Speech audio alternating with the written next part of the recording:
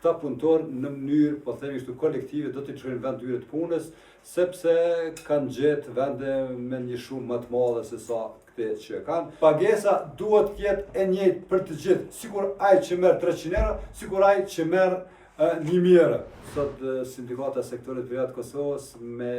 disa kryetarë shoqatave sindikale në nivel të komunës Prishtinës, po edhe me informacionet që na kanë ardhur nga tereni, është marrë një takim për cilën sot kemi biseduar për rritjen e pagave të punëtorëve të kompanive publiko-private, kemi biseduar lidhur me pagën e 13, është biseduar për pakon që është paralajmëruar nga qeveria e Kosovës, që është ministri Goran Murati, dhe kemi biseduar për organizimin e protestës për 1 maj që do të mbahet. Sa i përket rritjes të pagave deri në 600 euro, punëtorët teknik dhe të sigurimit fizik të cilat financohen nga komuna e Prishtinës, është marrë vendim unanim që nga 1 dhjetori, nëse pagat e tyre nuk janë me kontrata të kontraktuara 600 euro, këta punëtorë në mënyrë, po themi kështu, kolektive do t'i çojnë vend tyre të punës, sepse kanë gjetë vende me një shumë më të madhe se sa këte që kanë. Thras komunën e Prishtinës që ti trajtoj këta punëtorë, ta thras përfaqësues sindikal dhe ta rrim deri te sepse nëse një kontratë që do të nënshkruhet me 15 maj për këta punëtorë, ajo kontratë nuk po nënshkruhet për 5-6 muaj, ajo kontratë po shkruhet spakut gati për 3 vite, dhe paramendojeni ju inflacionin e pagës 600 euro sa do të mbetet mas 3 vitesh. Kështu që sa i përket çështjes pagës 13, ne kemi thonë dhe sot punëtorët e shprehin që paga e 13 është një diskriminim që është bërë punëtorët të sektorit privat Kosovës, dhe ne nuk hiqim dorë dhe ne mendojmë që ende qeveria ka kohë që pagën e 13 duhet ta ndajë për arsye sepse është marrë po nga njëjti buxhet ku gjithë kemi qasje, ka qasje punëtori i sektorit publik, ka qasje punëtori i sektorit privat. Këtë buxhet që kemi, që janë nda këto mjete, 3 fishi i atij buxhetit është edhe mbushet nga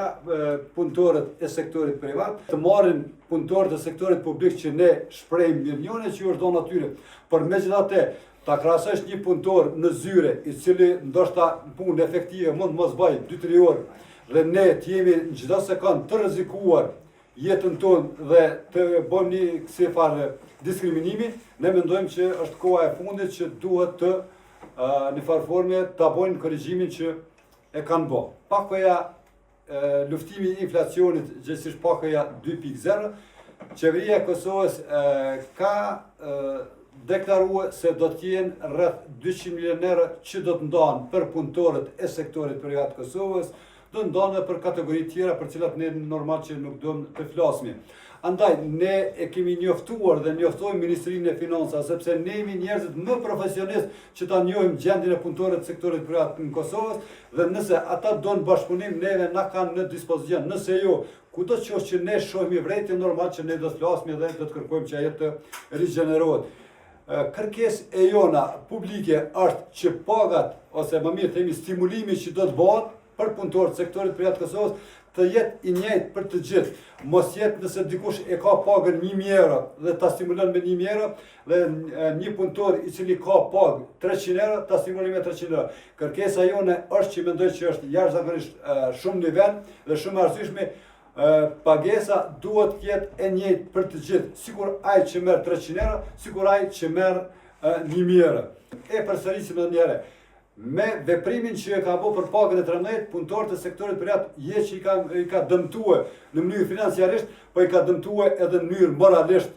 për veprimet që i kanë bërë. Për ta rrumbullaksuar gjithë këte, nëse marrin vesh dhe nuk marrin vesh, atëherë kjo sindikat ka marrë vendim që për 1 maj, të gjitha këto që ka i folëm e shumë sene nuk i kemi folë, me 1 maj do të protestohet lidhur me mos realizimin e kërkesave të parashtruara të kësaj dhe qeverive të tjera që nga 1 maj i vitit kalum e deri më tani.